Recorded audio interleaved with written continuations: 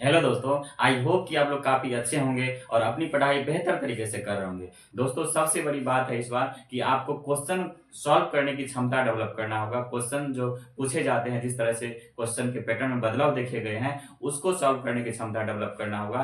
साथ ही साथ दोस्त हम इस सेशन में प्रश्नों को कैसे सॉल्व किया जाए, इस पे भी बात करेंगे और ये भी समझने और जानने की कोशिश करेंगे कि अगर कुछ क्वेश्चन जो टफ पूछे जाने की संभावना है, वो भी पूछ दिया जाए, तो जो भी हमारे पास तथ्य और कॉन्सेप्ट है, उसके आधार पर या उसी का उपयोग करके हम उस प्रश्न को कैसे सॉल्व करेंगे। दोस्त, जो भी आपके पास तथ्य और कॉन्सेप्ट है, जो भी टफ क्वेश्चन पूछ दिए जाएंगे, तो उसी से आप उसको भी सॉल्व कर सकते हैं। जरूरत है कुछ टेक्निक सीखने की और ये समझने की कि आप एलिमिनेट कैसे कर पाते हैं। इन सभी चीजों पे बात करेंगे, इसलिए हमने बहुत सारी चीजों को पहले भी डिस्कस किया है और आज इस वीडियो में फाइनल रिसोर्सेज की हम बात करें, जिसको अगले 1 महीने में या उससे कम दिनों में आप कंप्लीट कर सकते हैं और 2 से 3 बार उसका रिवीजन कर सकते हैं। इसमें हम 3 रिसोर्सेज की बात करेंगे दोस्त। एक जनरल स्टडीज के लिए, एक हमारा होगा करंट अफेयर के लिए और एक मॉक टेस्ट पे हम बात करेंगे। और ये तीनों आपको सब दिन करना है। ऐसा नहीं है कि एक दिन ये करना है, एक दिन वो करना है, एक दिन वो करना है, ऐसा नहीं है। आप विश्वास करिए कि आने वाले प्रीलिम्स में जो भी प्रश्न बनेंगे, वो सब कुछ यहाँ से मैच करेंगे, आपको यहाँ से सॉल्व हो जाएगा। दोस्तों, बीपीएससी 17th में इतिहास की सबसे बड़ी वैकेंसी है। ऐसे में ये स्वाभाविक है कि हमारे इनसे अपेक्षाएं भी अधिक है। सभी एस्पिरेंट के मन में ये जरूर आता होगा कि काश इस बार में हमारा सिलेक्शन हो जाए, और इसके लिए आप सभी ने, बहुत सारे अभ्यर्थियों ने काफी मेहनत किया है पिछले कई महीनों से या सालों से। तो ऐसे में ये स्वाभाविक है दोस्त कि आपके मन में कई तरह की चिंताएं अभी आएगी। जैसे जैसे हमारे समय नजदीक आते जाएंगे प्रीलिम्स को लेकर, वैसे वैसे हमारी चिंताएं बढ़ती जाएगी। हमारे मन में कई तरह के प्रश्न आएंगे कि हमारी तैयारी अच्छी नहीं हुई है, हमारे ये सब्जेक्ट छूट गए, वो टॉपिक छूट गए। इस तमाम तरह की चीजें हमारे मन में आती है और इसका एक ही परिणाम होता है कि हमारे मन में नकारात्मक भावनाएं आने लगती है और हमें ये लगता है कि अब हमारा रिजल्ट नहीं होगा। लेकिन दोस्त, ऐसा नहीं सोचना है। आप सबने बहुत बड़ी मेहनत की है, काफी मेहनत किया है आप सबने पिछले कई महीनों से। ऐसे में ये आप अपना हिम्मत मत हारिए। अभी जो भी हमारे पास समय है, उसमें अपने आप को पूरी तरह से मजबूत रखिए, हौसला बुलंद रखिए, क्योंकि आपके पैसेंस ही आपको इस बार रिजल्ट दिलाएगा। क्योंकि आपको पता है इतनी सारी वैकेंसी है, अगर पिछले कई बैच के जो सिलेक्टेड लोग हैं वो भी देंगे, तो भी बहुत सारी वैकेंसी बच जाएगी और बहुत सारे नए लोगों का सिलेक्शन निश्चित है। ऐसे में जरूरी हो जाता है कि आप पैसेंस बनाए रखें, अपने रिवीजन को काफी बेहतर तरीके से करते रहिए, वही आपको रिजल्ट दिलाएगा। इसमें नई चीजों को अपनाने की जरूरत नहीं है। कौन क्या बोल रहा है, कौन क्या कह रहा है, ये मत छोड़ दीजिए। जो बेसिक्स बुक्स है, हमारे जो बेसिक रिसोर्सेस है, जिसपे हमने कई महीनों से बात करते आ रहे हैं हम, तो वही चीज आपको फॉलो करिए, वही से आप रिवीजन करिए, आपको वही रिजल्ट दिलाएगा। तो चलिए समझते हैं कि वो 3 रिसोर्स कौन कौन से हमें फॉलो करना है, चाहे मॉक हो, करंट अफेयर हो और जीएस के लिए हो। अगर आपने जीएस के लिए पहले से जहां से रिसोर्स को फॉलो किया है, वही फॉलो करिए। अगर आपने ल्यूसेंट पढ़ा है या क्रॉन पढ़ा है, तो वही फॉलो करिए। लेकिन हम ये कहेंगे कि आप लूसेंट पे अधिक फोकस हो जाइए। लूसेंट में काफी सारे तथ्य दिए हुए हैं, बहुत सारे कॉन्सेप्ट भी दिए हुए हैं। अगर तथ्यों को अगर आप कोरिलेट करके पढ़ेंगे, तो आपके कॉन्सेप्ट डेवलप होंगे और वही से प्रश्न भी बनते हैं। पिछले जो 69th प्रीलिम्स हुआ था, उसमें आप देखे होंगे कि हिस्ट्री में लगभग सभी प्रश्न वहां से बने हैं, कुछ प्रश्नों को छोड़कर। लेकिन जो प्रश्न छूट जाते हैं, उससे आपका कट ऑफ प्रभावित नहीं होगा दोस्त। इस बार के लिए सबसे जो बड़ी चीज है जो दोस्त, कि जो हमारे कॉमन क्वेश्चन बनते हैं, उसमें आप गलतियां मत करिए। और वो कॉमन क्वेश्चन कहां से आएगा? वो कॉमन क्वेश्चन आपको रिलेशन दे देगा, या आप घटना चक्र बना रहे होंगे तो वो दे देगा। अगर आप घटना चक्र भी बनाए हुए हैं तो उसी का रिवाइज करिए। अगर ल्यूसेंट पढ़ा है तो उसका रिवाइज करिए, क्रॉन पढ़ा है तो आप उसका रिवाइज करिए।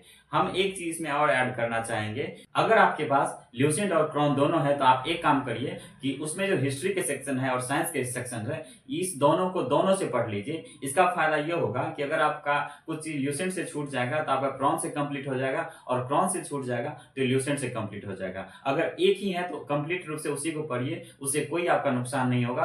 जब आप प्रश्न सॉल्व करेंगे किसी मॉक का, तो आपका वहां से वो कंप्लीट हो जाएगा। एक चीज और बात है कि कई सारे लोग साइंस को कवर करने के लिए जो अरिहंत की ये वाली बुक आती है, ये पढ़े होंगे आप लोगों से कई लोग। तो अगर आप उन दोनों को कर लेते हैं, तो मुझे लगता है कि इसको पढ़ने की भी अब आवश्यकता नहीं है। आप वहां से भी दोनों को कंप्लीट कर सकते हैं। तो इस तरह से आपको ये ल्यूसेंट और क्रॉन फायदा हो सकता है। और अगर नई वाली आपके पास ल्यूसेंट है, तब तो और बहुत बढ़िया है, तब तो आपको कोई और पढ़ने की आवश्यकता ही नहीं है दोस्त।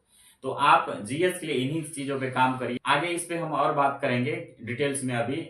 तो आपको उससे ये भी समझ में आ जाएगा कि जो बदले हुए परिदृश्य होंगे, अगर मान लेते हैं नए पैटर्न से क्वेश्चन पूछ दिए जाते हैं, तब उसको कैसे डील करना है, तब वो ये ल्यूसेंट वहाँ पे कैसे हेल्प करेगा, इन चीज़ों पे भी हम बात करेंगे आगे। उससे पहले हम ये जान लेते हैं करंट अफेयर को लेके।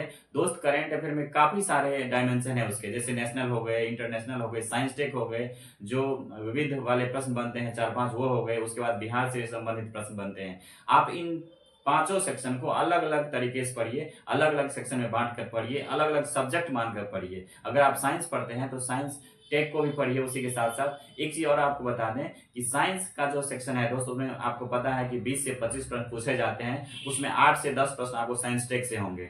अगर करंट अफेयर से रिलेटेड जो भी सारे साइंस टेक है, अगर मंथली मैगजीन आप कर लेते हैं तो आपका एक एक साइंस टेक का क्वेश्चन बन जाएगा। बचता है 15 क्वेश्चन आपका साइंस में। तो मुझे आशा है कि ल्यूसेंट अगर पढ़ लेते हैं आप या क्रॉन पढ़ लेते हैं तो वहां से 10 क्वेश्चन निश्चित रूप से बन जाएंगे, नहीं बनने की कोई चांस नहीं है, क्योंकि 10 क्वेश्चन ऐसे होंगे जो काफी कॉमन होंगे, थोड़े से ट्रिकी होंगे, और उनको तथ्यों को कोरिलेट करके उसको बनाया जा सकता है। जो प्रश्नों को एलिमिनेट करने की क्षमता होती है उसको जोड़कर बनाया जा सकता है। तो इसलिए ये दोनों चीज पे आप बहुत बढ़िया से फोकस करिए। जहां तक करंट अफेयर की बात है दोस्त, तो करंट अफेयर में अभी तक भी कुछ नहीं आपने पढ़ा है तो फिर से कहता हूं कि अगर आपने जो पढ़ा है उसी को फॉलो करिए, उसी का रिवाइज करिए, नई चीज को मत अपनाइए। अगर नहीं पढ़ा है तो आप एडिटोरिया का वार्षिकांक ले लीजिए जो अपडेट वाला आने वाला है, और एक एडिटोरिया का ही बिहार स्पेशल है वो ले लीजिए, नहीं तो एसपीडी अगर आपने पढ़ा है अपडेट वाला तो वो पढ़िए। दोनों में से कोई भी, सभी चलेगा। कोई शंका नहीं होनी चाहिए कि अगर हम एडिटोरिया पढ़ेंगे तो हमारा कुछ क्वेश्चन छूट जाएगा और एसपीडी पढ़ेंगे तो हमारा कुछ क्वेश्चन छूट जाएगा।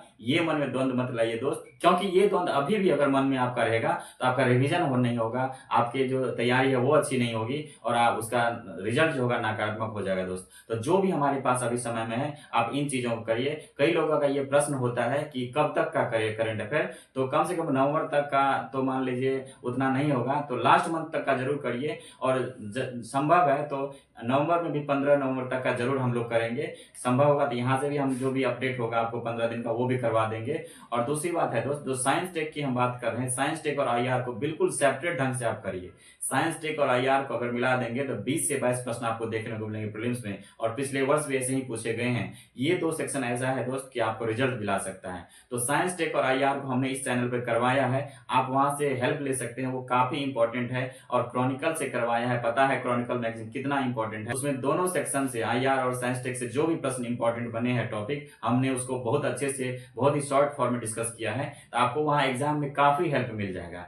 बचता है बिहार स्पेशल, तो उसके लिए हमने बता दिया कि एडिटोरिया का ये वाला आप ले सकते हैं, ये वाली बुक है ये ले सकते हैं, काफी इंपॉर्टेंट है, काफी बढ़िया है, आपको यहाँ से काफी फायदा मिलेगा। इनमें काफी सारे तथ्यों को, बहुत सारे जो पॉलिसीज है गवर्नमेंट के, पोर्टल है, टूरिज्म प्लेस है, या बहुत सारे क्लस्टर डेवलप किया गया है, बहुत जैसे पक्षी अभ्यारण्य हो गए, उसके बाद बहुत सारे पार्क बनाए गए हैं, तो जहाँ से प्रश्न बनते हैं सभी चीजें इसमें दी गई है। बहुत सारे जो एमओयू साइन होता है सरकार के किसी इंस्टीट्यूशन के साथ, किसी देश के साथ, वो सभी चीजें यहाँ पे दी गई है। अगर बिहार स्पेशल की बात करें दोस्त, तो जो जहाँ से स्टैटिक प्रश्न बनते हैं वो भी एडिटोरिया का ये पतली बुक आती है, ये ले लीजिए। ये दोनों परफेक्ट है। आप कितनी भी मोटी मोटी किताबें पढ़ ले, आपको जो भी उसमें आप अंडरलाइन करते हैं उस सभी चीजें यहाँ पे पॉइंट वाइज दी गई है। ल्यूसेंट या क्रॉन की भी बात हम इसलिए दोस्त करते हैं क्योंकि उनमें भी वही सारी चीजें हैं। जब हम बहुत मोटी मोटी किताबें पढ़ते हैं, जैसे स्पेक्ट्रम पढ़ते हैं हिस्ट्री के लिए, या पॉलिटिकल लक्ष्मीकांत पढ़ते हैं, बहुत सारी चीजें पढ़ते हैं, उसमें जो हम अंडरलाइन करते हैं याद करने के लिए, उसमें जो हाईलाइट करते हैं याद करने के लिए, तो वही चीजें को पॉइंट वाइज रूप में ल्यूसेंट या क्रॉन में लिख दिया गया है। ज्योग्राफी हो, इकोनॉमी हो, पॉलिटी हो, जो भी तमाम हमारे सब्जेक्ट है सभी का उसी फॉर्म में यहाँ पे दिया गया है। इसीलिए हम कह रहे हैं कि आने वाले जो भी हमारे पास समय है, केवल और केवल आप इन्हीं चीजों पर फोकस करिए, और जो भी प्रश्न बनेंगे वो जरूर मैच कर जाएंगे। यहाँ से जो सबसे लास्ट चीज हमारा है वो है मॉक टेस्ट। कई लोग पूछते हैं कि मॉक टेस्ट को कैसे लगाएंगे और कौन सा लगाएंगे। तो अगर दोस्त आपको एक ही मॉक टेस्ट लगाना है तो आप परफेक्शन का लगाइए। अगर आपकी तैयारी बहुत अच्छी है तो आप एडिटोरिया को लगा सकते हैं, और आपने बहुत कम चीजों को पढ़ा है और उसी के माध्यम से चाहते हैं कि आपका कट ऑफ क्लियर हो, तब हम ये कहेंगे कि आप परफेक्शन लगाइए। उसको लगाने का दो फायदा है। पहला फायदा तो ये है कि आप अपने आप को जज कर पाएंगे कि आपने कितना पढ़ा है और आपको कितना और पढ़ने की आवश्यकता है। जो दूसरा फायदा है दोस्त, वहां से एक चीज आपको सीखने को मिलेगा कि जैसे हम ल्यूसेंट पढ़ते हैं या कोई भी करंट अफेयर का चीज पढ़ते हैं, तो अगर उनमें जो चीजें हमारा छूट जाता है तो वहां का जो एनालिसिस है, जो परफेक्शन के जो मॉक टेस्ट है उसके जो एनालिसिस है, वहां से आपका वो कवर हो जाएगा। क्योंकि उसमें बहुत सारे तथ्य मैंने देखे हैं, ऐसे दी हुई है, ऐसे प्रश्नों को शामिल किया गया है जो सामान्य मैगजीन और आपको बुक्स में नहीं मिलेंगे। तो इसलिए परफेक्शन काफ़ी इंपॉर्टेंट हो जाता है, बहुत ही बढ़िया तरीके से उसको बनाया गया है। हाँ, ये सच है कि उसमें टफ है, वो थोड़ा-सा टफ है, तो उसमें थोड़ा-सा स्कोर आपको कम होंगे। दोस्त स्कोर के लिए जैसे मान लें किसी का 50 बन रहा है, किसी का 60 बन रहा है, किसी का 70 बन रहा है, किसी का 80 बन रहा है या 80 प्लस बन रहा है, तो अगर इस तरह से आपके मार्क्स बन रहे हैं, तो इस पे भी हम एक अलग से सेशन लाएँगे, आपको ये क्लियर करने की हम कोशिश करेंगे, हम समझने की कोशिश करेंगे कि आपके मार्क्स कितने बन रहे हैं तो आप कट ऑफ के अंदर है, और उससे कम आ रहे हैं तो भी आप कट ऑफ के अंदर है, लेकिन आपको उसके लिए कुछ काम करना होगा आने वाले समय में। दोस्तों, ये तीनों चीज़ आपको इस तरह से करना है, जो भी अभी हमारे पास समय है। आप विश्वास करिए कि ये ज़रूर आपका इतना दिन में 2 से 3 बार रिवाइज़ हो जाएगा, इसलिए ये सारी चीज़ें हम आपको बता रहे हैं। हमारे मन में दोस्त एक प्रश्न आता है कि मान लेते हैं जो भी पद्धति अभी तक प्रश्न पूछने की है, अगर अचानक इसमें बदलाव आता है, तो क्या ये रिसोर्सेज़ हमें फ़ायदा करेगा? क्या इससे वो सारे प्रश्न सॉल्व होंगे? तो दोस्त, एक चीज़ बात जान लीजिए, आप परफेक्शन बनाएँगे या एडिटोरिया बना रहे होंगे तो उसमें देखे होंगे कई सारे प्रश्न आपको ऐसे मिलेंगे जो काफ़ी हाई लेवल के हैं बीपीएससी के दृष्टिकोण से।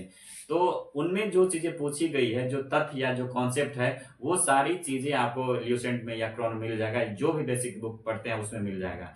समस्या यहाँ आती है कि हम उस जो प्रश्न पूछने के तरीके हैं उसको समझ नहीं पाते हैं। उसके पीछे कारण ये है कि हम मॉक कम लगाते हैं, मॉक टेस्ट को कम सॉल्व करते हैं, जिसका नतीजा ये होता है कि जो बारीकियाँ होते हैं प्रश्नों को पूछने की, जैसे उपयुक्त में से कितने कथन सही है, लोग सामान्यतः ये समझ लेते हैं कि कौन से कथन सही है। तो इन चीज़ों पे आपको काम करना होगा।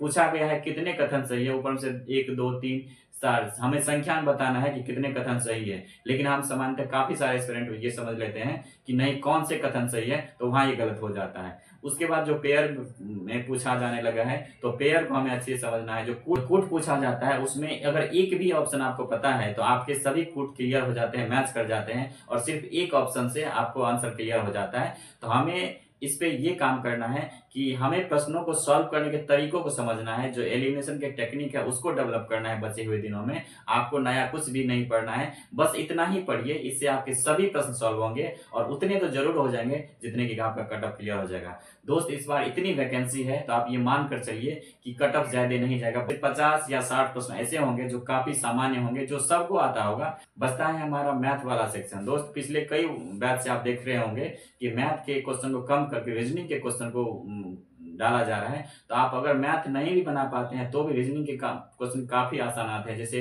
ब्लड रिलेशन हो गए, डायरेक्शन हो गए, कोडिंग डिकोडिंग पूछा जाने लगा है। जैसे आप कैलेंडर देख सकते हैं, जो मिरर होता है उसको देख सकते हैं। ये 4-5 टॉपिक को अगर मैथ और रीजनिंग वाले सेक्शन में कर लेंगे तो आपका वो भी कंप्लीट हो जाएगा।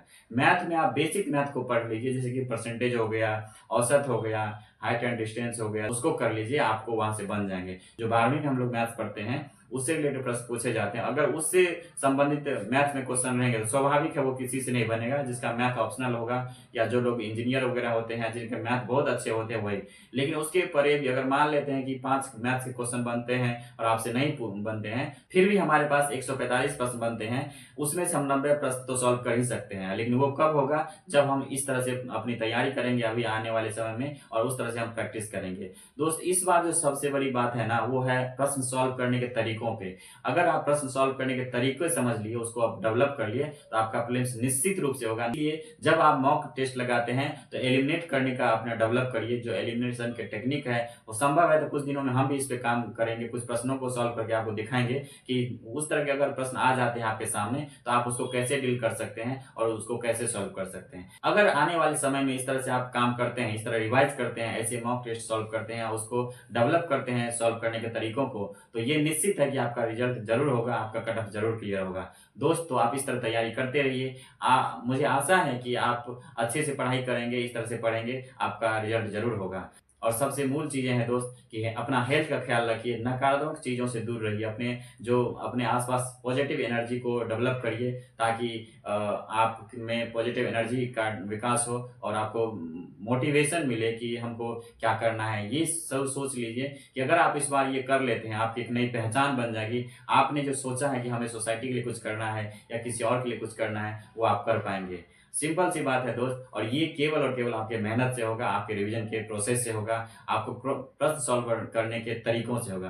तो बने रहिए इस चैनल पे दोस्त। मेंस के लिए भी हम प्रीलिम्स के बाद काम करने वाले हैं यहाँ से, तो आप इस चैनल से जुड़ सकते हैं, सब्सक्राइब कर लीजिए इसको, ताकि आपके आने वाले समय में इससे काफ़ी लाभ होगा। आप लोग का बहुत-बहुत धन्यवाद।